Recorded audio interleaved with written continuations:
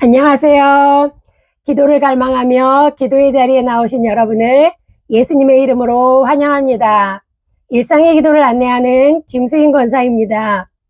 일상의 기도에 함께 하시는 여러분은 하나님이 기뻐하시고 사랑하시는 뷰라와 같은 분입니다. 예수님의 이름으로 사랑하고 축복합니다. 듣는 기도나 따라하는 기도보다 낭독 기도는 직접 기도문을 마음으로 심으며 눈으로 보고 입으로 읽으며 기도하는 것으로 내가 직접 하는 기도이기 때문에 힘이 있습니다. 익숙해질 때까지는 반복하는 것이 필요하긴 합니다. 오늘은 하나님의 음성을 듣는 묵상 기도를 해보기로 하겠습니다. 창세기 23장 63절 이삭이 저물 때에 들에 나가 묵상하다가 눈을 들어보매 낙타들이 오는지라.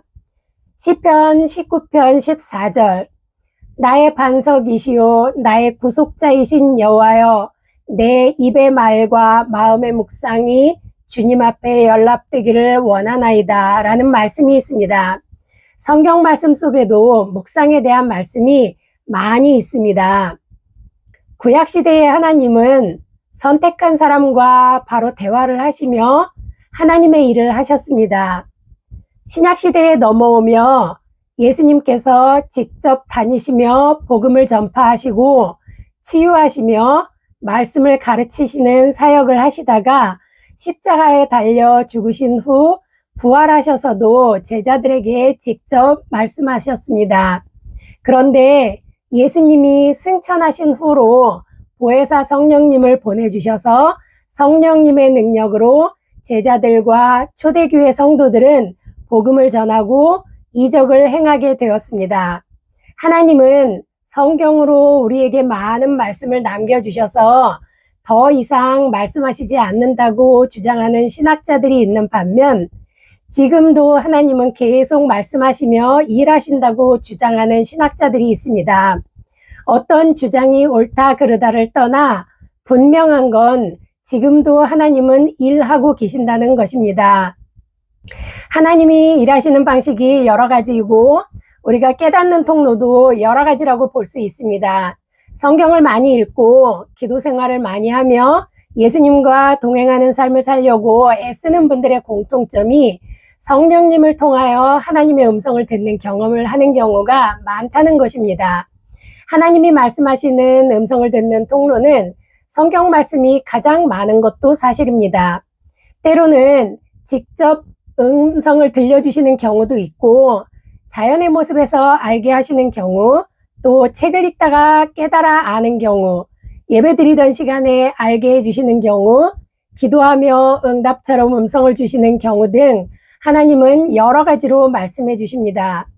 생활 속에서 묵상을 통해서나 봉사활동을 통해서 심지어는 드라마를 보거나 영화를 볼 때 꿈이나 환상을 통해 하나님이 마음에 깨닫도록 답을 주시는 경우도 가끔 있습니다. 이런 모든 경우를 하나님의 음성 듣기라고 보면 하나님은 분명히 지금도 말씀하신다는 것은 분명합니다. 신비주의로 보거나 이단시할 것이 아니라 영적으로 민감하고 기도 생활을 많이 하며 경건 생활이 익숙한 분이면 분명히 하나님과 친밀하며 친밀한 자에게 하나님은 말씀하신다고 보면 이해 못할 것도 없습니다. 다만 교만의 죄가 틈타 상대방을 향한 지시나 판단이 되지 않도록 분별하며 하나님과 교제하는 시간이 된다면 우리에게 영적 유익이 있습니다. 예수제자훈련학교에서 DTS 훈련을 받을 때 하나님의 음성 듣기 과정이 있는데 하나님께 묻고 조용히 듣고 확신으로 행하기를 통해 많은 훈련 과정에서 결정을 하면서 놀랄만한 은혜를 나눈 적이 있습니다. 하나님의 음성 듣기에는 말씀 묵상이 기초가 되어야 합니다. 말씀 묵상의 방법에는 여러 가지가 있는데 각각의 차이가 조금씩 있지만 결과적으로 말씀을 통해 하나님이 내게 어떻게 살아가기를 원하시는지 하나님의 뜻과 사명, 비전을 발견하며 성화의 과정으로 신앙 성숙이 이루어지는 것입니다. 말씀 묵상의 순서는 다음과 같습니다. 첫 번째, 말씀 본문을 여러 번 읽습니다. 두 번째, 말씀 내용을 공부하며 이해하고 내게 깨달음을 주는 구절을 받습니다. 세 번째, 받은 말씀 구절과 나의 상황에 비추어 이 말씀이 주는 의미를 찾습니다. 네 번째, 하루를 말씀 기준으로 살아내는 적용을 하고 감사의 기도를 하나님께 올려드립니다.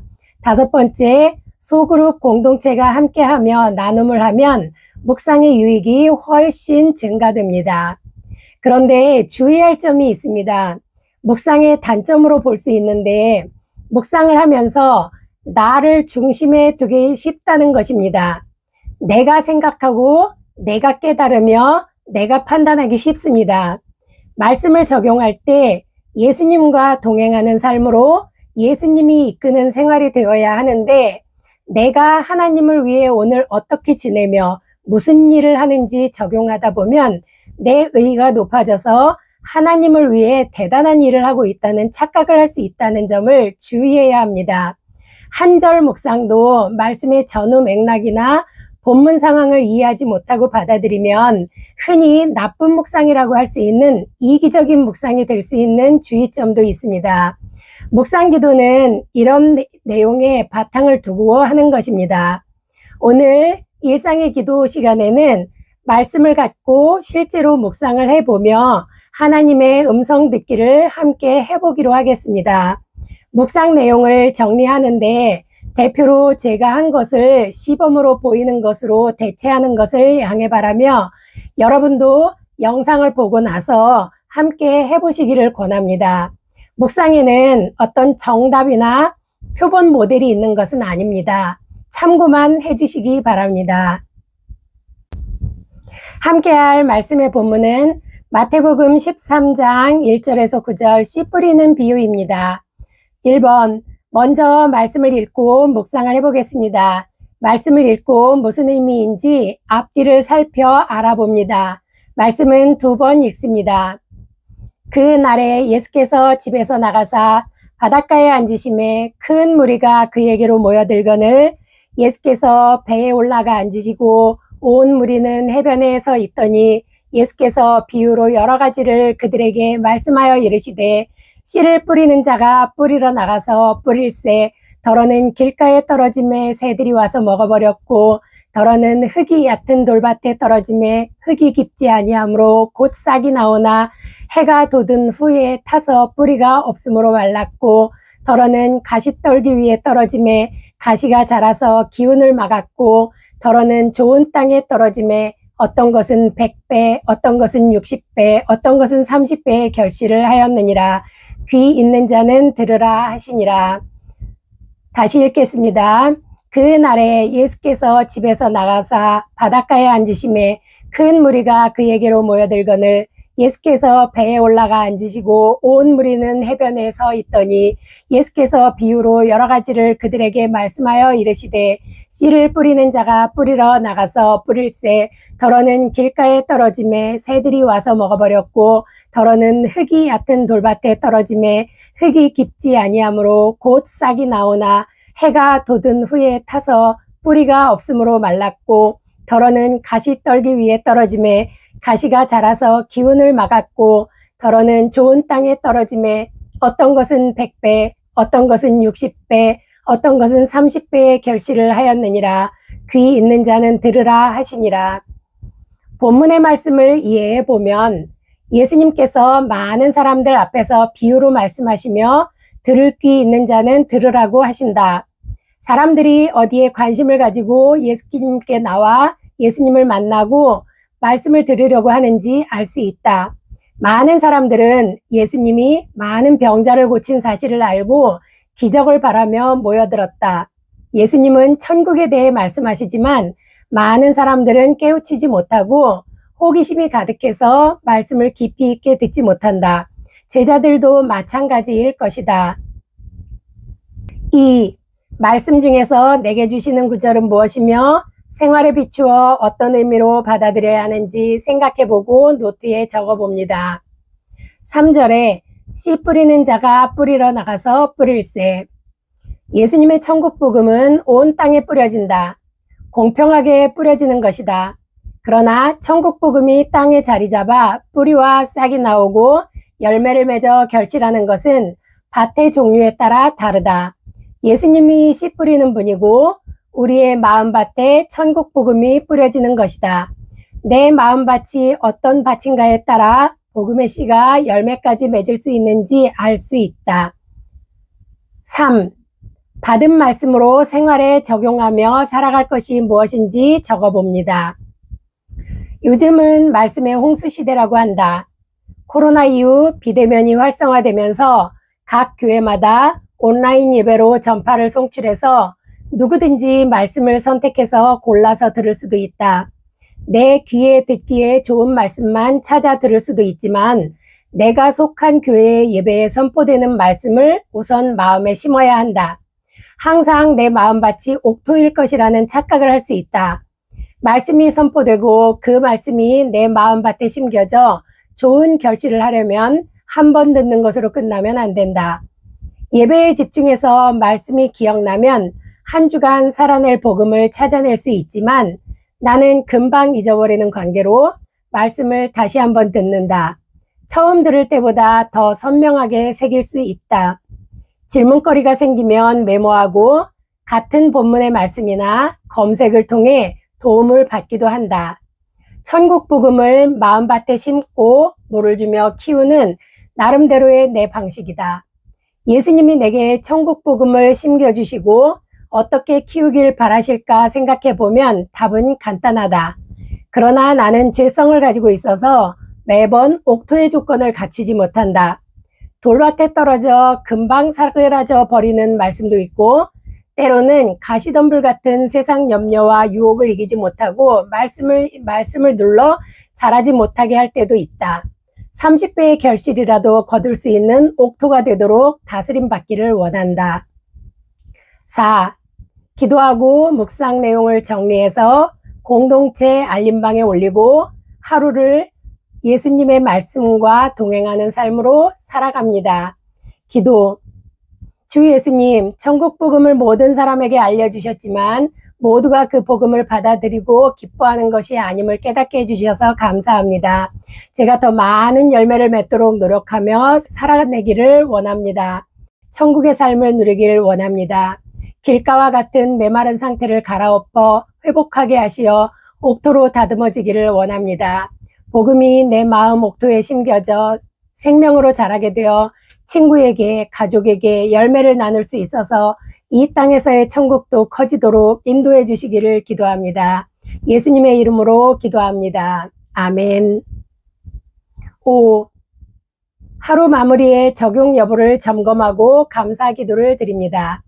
적용거리. 믿음이 약한 친구와 전화통화하다가 말씀을 들려준다. 묵상의 방식은 다양합니다. 개 교회에서 배운 방식으로 해도 무방합니다. 묵상의 본문도 다니는 교회 새벽 기도의 말씀으로 하는 것이 제일 좋습니다. 주일 설교 말씀 본문으로 깊은 묵상을 한번 하셔도 좋습니다. 마땅한 것이 없다면 생명의 삶이나 매일 성경 등 서점에 나와 있는 공식적 출판물인 말씀 묵상집을 활용하시길 권합니다.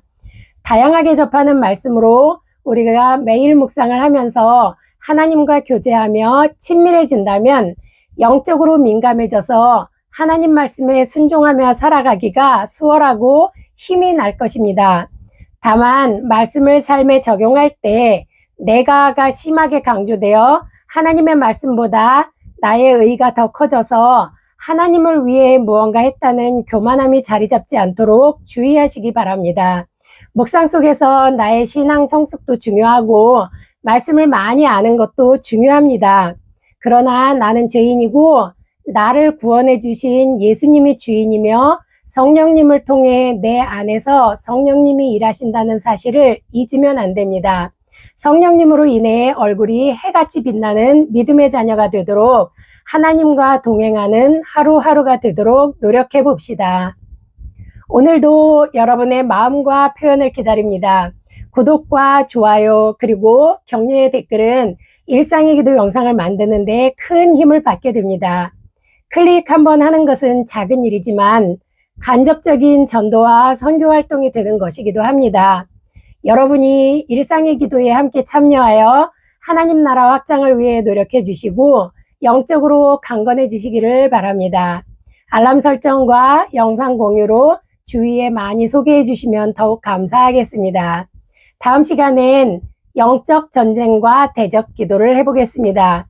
다음 시간까지 하나님의 음성 듣기 훈련인 묵상을 통해 한번 해보시면서 일상의 생활에서 말씀으로 승리하는 시간이 되시기를 바랍니다. 감사합니다.